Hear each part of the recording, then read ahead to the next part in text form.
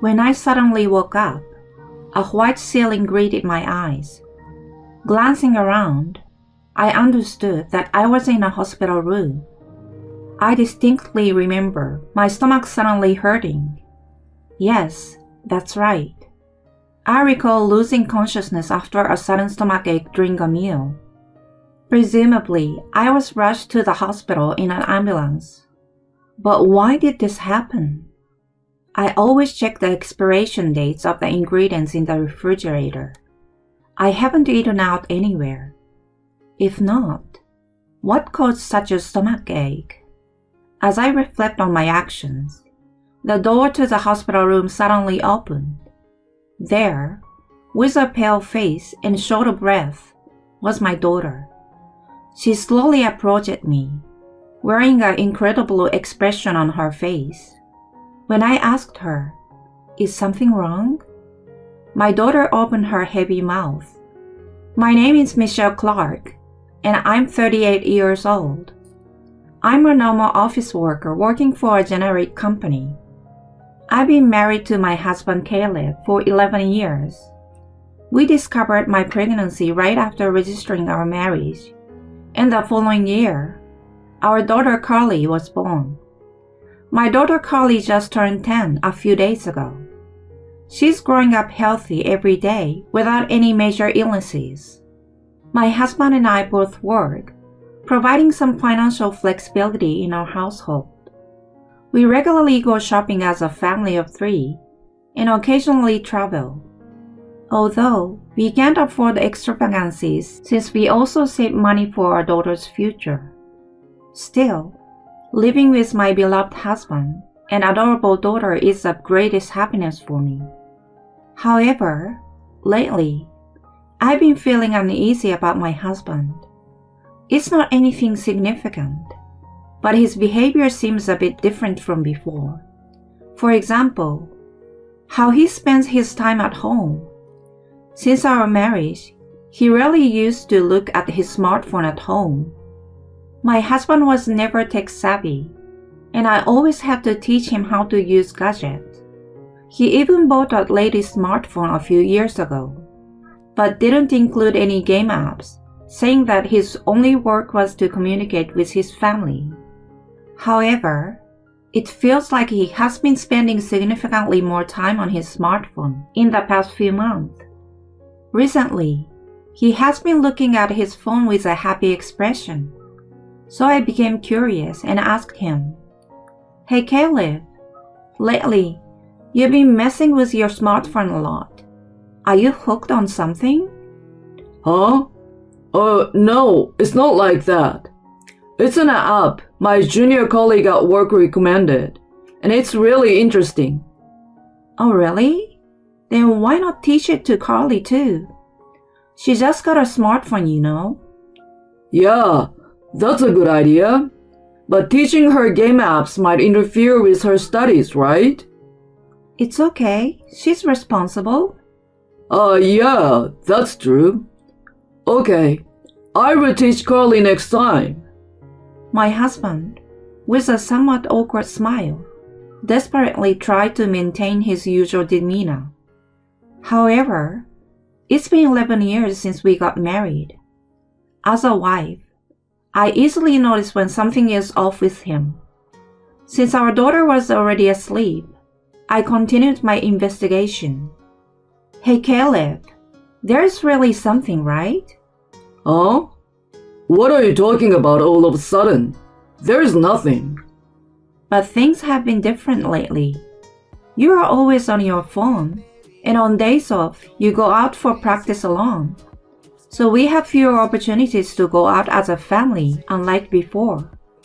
Well, you see, there is a company golf outing and camping with colleagues. Various work-related events, you know. That's part of the job, so I can't help it. Are you really not hiding anything? No, of course not. Why would I lie to you, Michelle? My husband's smile is the same as I always knew him to be. I knew there was something going on, but I didn't feel like questioning him further. A few days later, as I was preparing breakfast, My daughter Carly woke up. "Good morning, Carly." I greeted her, pretending everything was normal, but there was no response. Turning my gaze to my daughter, I saw her with a somewhat gloomy expression, looking down. I stopped preparing breakfast and rushed to my daughter. "Carly, is something wrong? Are you feeling unwell?" No, I'm fine." "But you seem down. Did something unpleasant happen at school? You didn't seem like this last night." "Well, Mom, no, it's really nothing. I'm fine." "Carly?" I felt a sense of discomfort in Carly's way of speaking, but in such cases, pressing too much would be counterproductive. If she's troubled by something, it's better to wait until she wants to talk. I stopped trying to inquire further and gently spoke to my daughter. "Carly, if there's anything, you can always talk to me. I will do anything to help you, for your sake, Carly." "Mom, I'm sorry. Thank you." "It's okay. No need to apologize. Adolescence is a time when you worry about various things, right? I was like that too." My daughter smiled a little awkwardly at my words. I had thought that Carly was troubled by something at school. However, at that moment, I still hadn't realized that my daughter's worries were much bigger than I had imagined. A month passed, but my husband's behavior had definitely become strange. He used to come home at 9 p.m. no matter how late, but lately, he has been coming home beyond midnight every night. My daughter and I would fall asleep without waiting for his return, but we always woke up at the sound of the front door opening. Checking the smartphone, it was past midnight, and on some days, it was even past 1 a.m. Certainly, after enduring such days for 2 weeks, I could sense that something was wrong. I couldn't overlook this anymore. That's what I thought. So I decided to wait for my husband to come home and talk things over. As I dozed off while waiting, the front door finally opened after midnight. My husband seems to be on the phone with someone, and I could hear a cheerful conversation. They were talking in the hallway, so I couldn't make out the content of the conversation, but it was too loud for just talking to oneself. "Welcome back. Who are you talking to?" In the hallway, when I greeted my husband, he opened his eyes wide and quickly pocketed his smartphone. "Oh, you're awake." "Huh? Weren't you on the phone just now? Is it okay to cut off the call so suddenly like that?" "Huh? What call? I wasn't on the phone. I was watching a video, so maybe you heard the audio?" "A video? You were watching it while walking home?" "I've been into it lately.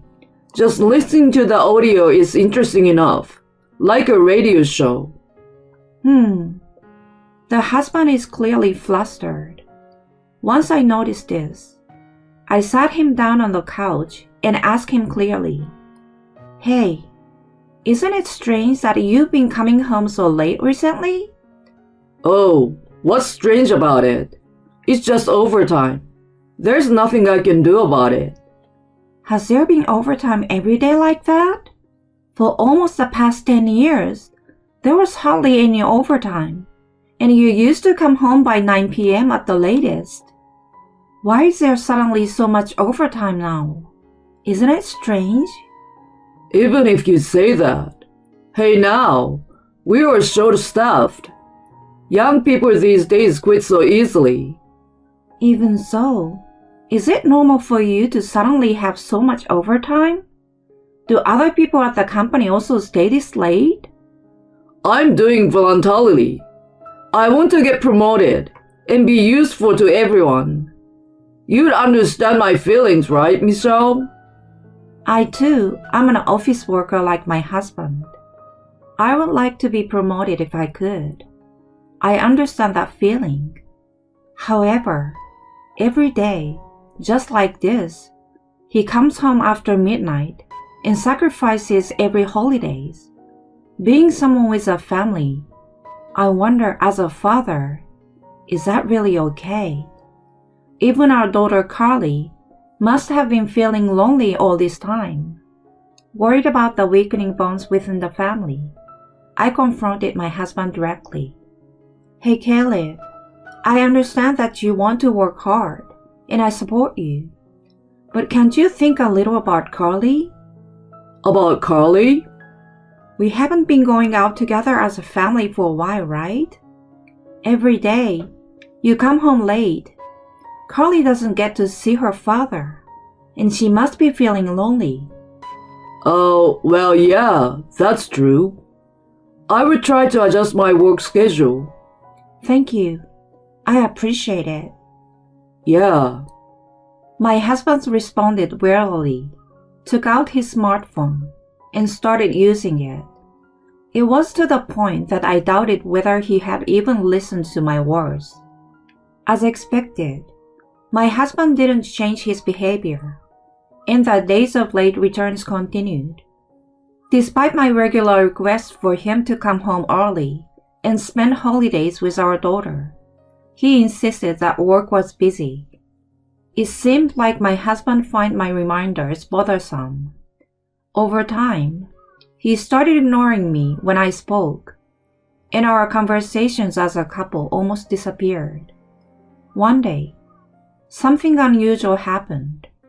On this Friday, my husband returned home unusually early, and then he made a surprising statement. Tomorrow, I will take care of all the housework.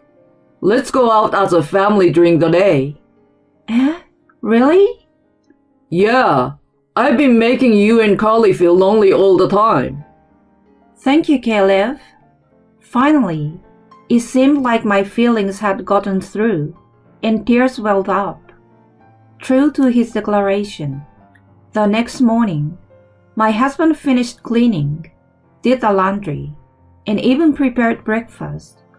On the table were scrambled egg, toast, salad, and yogurt. It wasn't a complicated menu, but the fact that he made it was heartwarming. At my seat, there was even coffee, showing consideration from my husband.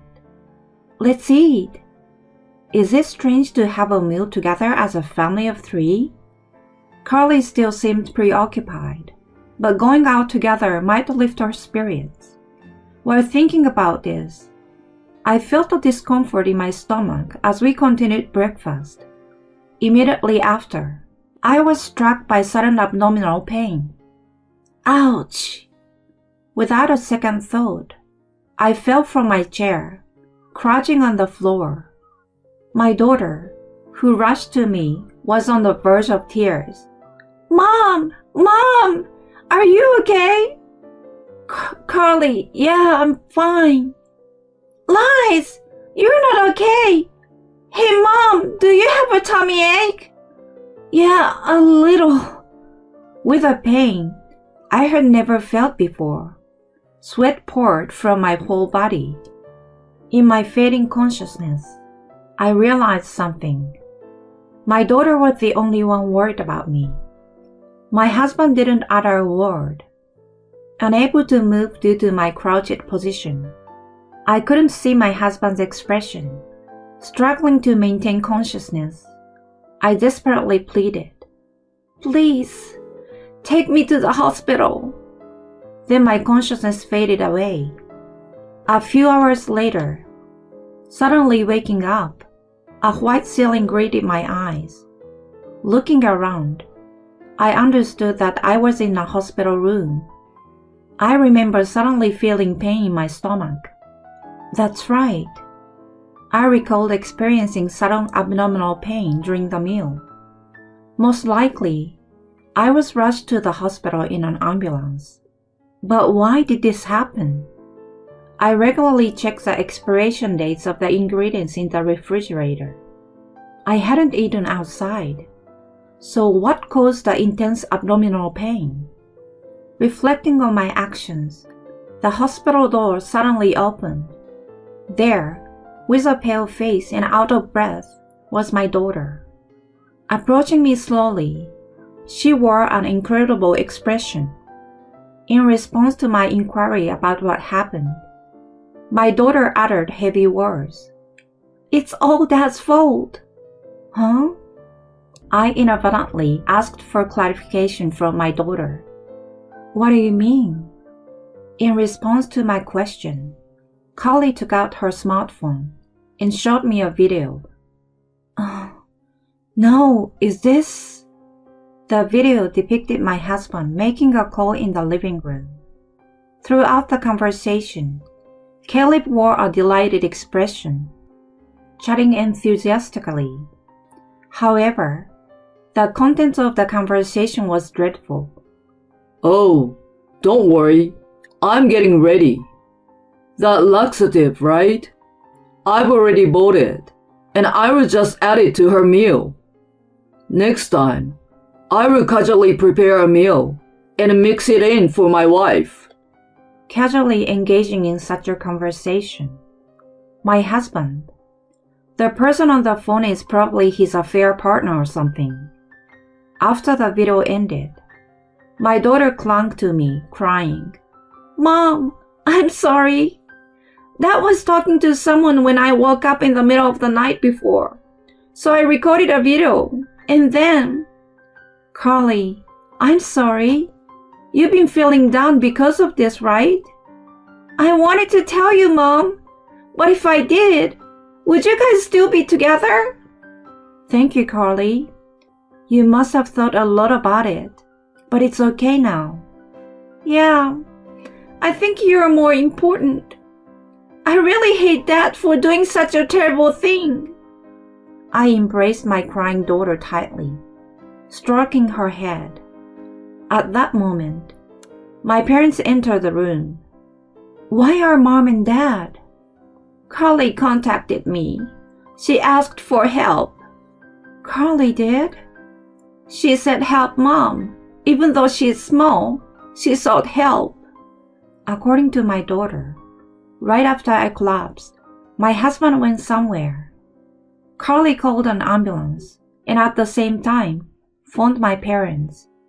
Upon hearing the details, my parents were furious.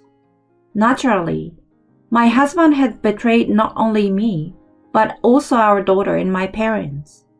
At that time, an anger I had never felt before overwhelmed me. Without a doubt, I couldn't continue this relationship as a married couple. Then, a short time later, the door to the hospital room opened again. To my surprise, my husband, looking panicked, came running in. Michelle, are you okay? His blatantly insincere attitude left me without words. If I remained silent, he would continue speaking with faint sniffling. Sorry, I went out during the meal. We were out of milk, so I thought I would go buy some. Oh, really? Weren't you in the same room when I collapsed in pain? Just at that moment, I happened to step outside. Sorry, if I had been there with you at that time. My husband, feigning tears, received cold stares from everyone present. He hadn't yet realized that his lies had been exposed. To my husband, I bluntly said, "Just so you know, everyone already knows what you orchestrated." What? What are you talking about? What did I do? Carly showed me the video of you talking to your affair partner. You were discussing putting a laxative in my food and how enjoyable it would be. Why would I do that? My husband, looking alarmed, fell silent. Upon seeing his demeanor, I became convinced that he had indeed plotted the affair. Piercing stares from my mother, daughter, and even me were directed at him. As my husband visibly turned pale, I delivered the final blow. Even the stories about working overtime were probably lies, right? Cheating on the family and having an affair. You're truly despicable. Despite having a wife and child, I'm deeply ashamed to have been married to you. I'm divorcing you. Leave that house right now. Wait a minute. Let's at least talk. What? There's no need to talk to you anymore. Got it? I will make sure to claim alimony from you. I won't let you go until you paid it all off. I will never forgive you and the woman you cheated on me with. I will drag both of you down to hell. With that, my husband hastily left the hospital room. Upon being discharged and returning home, I handed my husband the divorce papers and, along with my daughter, returned to my parents' home. Since my husband was unwilling to agree to the divorce, I proceeded with the divorce proceedings through the lawyer I hired, demanding alimony from Caleb and his affair partner. I demanded a settlement from Caleb instead of filing a police report regarding a laxative incident. Thanks to my highly skilled lawyer, my husband quickly agreed to our terms. After paying compensation in a lump sum from borrowed funds, he was apparently easily discarded by his affair partner. Now, he spent his days shuttling between work and home to repay the debt. His parents have disowned him, and he leads a solitary life with no one to rely on. On the other hand, I'm peacefully living with my parents in Crawley at my family home. While I feel sorry for taking away a father from my daughter, I believe this choice was the right one. I aim to cooperate with my parents and shower my daughter with plenty of love in the days to come.